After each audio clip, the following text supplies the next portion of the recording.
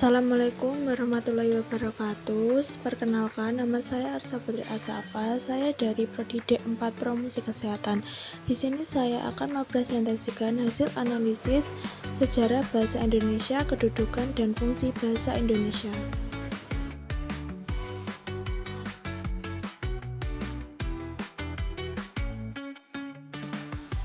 Poin A yaitu analisis sejarah bahasa Indonesia. Pertama ada latar belakang sejarah, kedua Sumpah Pemuda dan lahirnya bahasa Indonesia, ketiga perkembangan pasca kemerdekaan.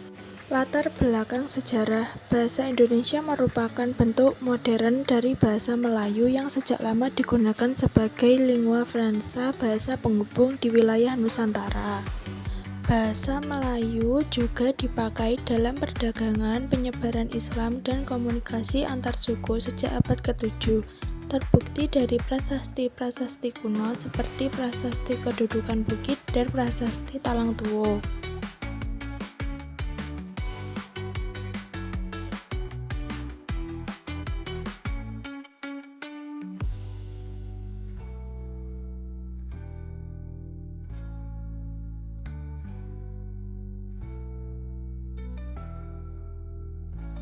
Pemilihan bahasa Melayu sebagai dasar bahasa Indonesia didasarkan pada 3 poin. Pertama, penyebaran luas di berbagai wilayah Nusantara. Kedua, sudah tidak asing bagi sebagai besar masyarakat. Ketiga, sifatnya sederhana dan fleksibel dalam struktur. Sumpah Pemuda dan lahirnya bahasa Indonesia.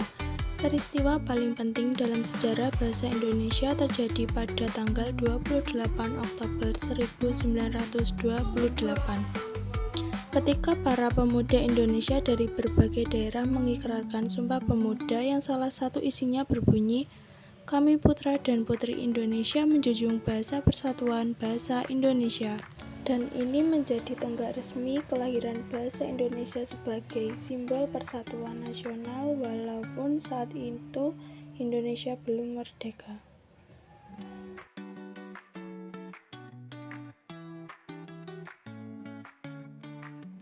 Perkembangan pasca kemerdekaan. Setelah proklamasi kemerdekaan tanggal 17 Agustus 1945, bahasa Indonesia resmi diangkat sebagai bahasa negara dalam pasal 36 Undang-Undang Dasar tahun 1945. Perkembangan penting selanjutnya, penyusunan ejaan yang disempurnakan IYD tahun 1972 menggantikan ejaan lama seperti ejaan Van Abolition, yaitu sistem bahasa Melayu yang pertama kali menggunakan huruf Latin, dan ejaan Suwandi yang dikenal sebagai ejaan Republik. Sistem ejaan yang berlaku dari tahun 1945 sampai tahun 1972. Poin B yaitu kedudukan bahasa Indonesia.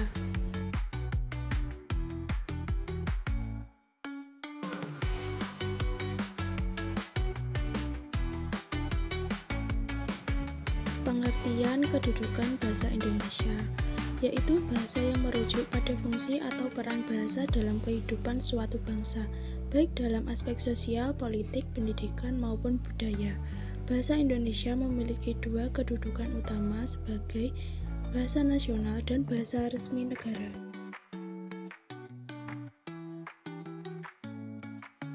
Bahasa Indonesia sebagai bahasa nasional, yaitu kedudukan bahasa Indonesia sebagai bahasa nasional sejak Sumpah Pemuda pada tanggal 28 Oktober tahun 1928 sebelum kemerdekaan Republik Indonesia. 2. Bahasa Indonesia sebagai bahasa resmi. Kedudukan bahasa Indonesia secara konstitusional diakui sebagai bahasa resmi negara melalui pasal 36 Undang-Undang Dasar 1945 yang berbunyi, bahasa negara ialah bahasa Indonesia.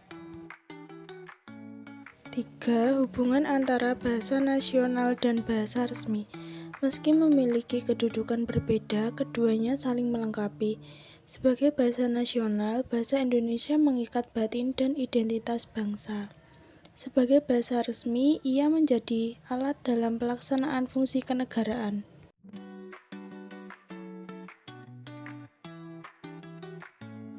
C. Fungsi bahasa Indonesia sebagai bahasa nasional dan bahasa resmi.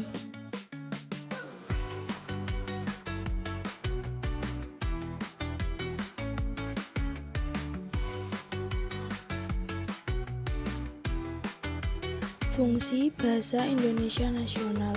Pertama, sebagai lambang identitas bangsa. Kedua, alat pemersatu bangsa. Ketiga, lambang kebanggaan nasional.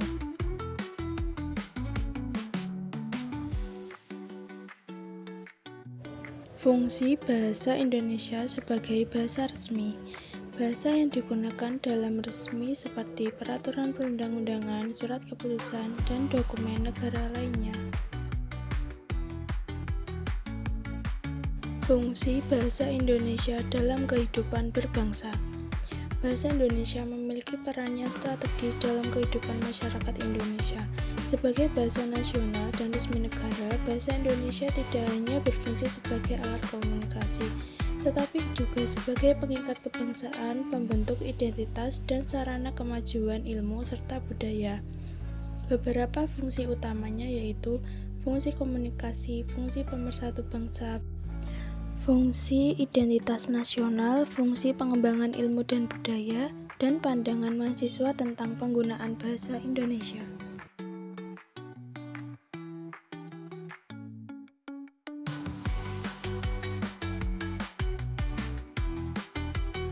Sumber rujukan. Sumber rujukan di sini ada poin 1 sampai 6.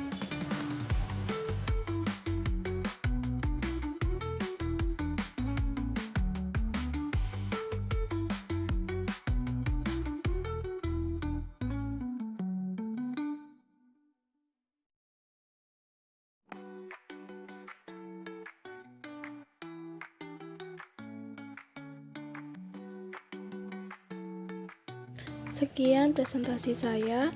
Jika ada salah kata, saya mohon maaf yang sebesar-besarnya. Wassalamualaikum warahmatullahi wabarakatuh.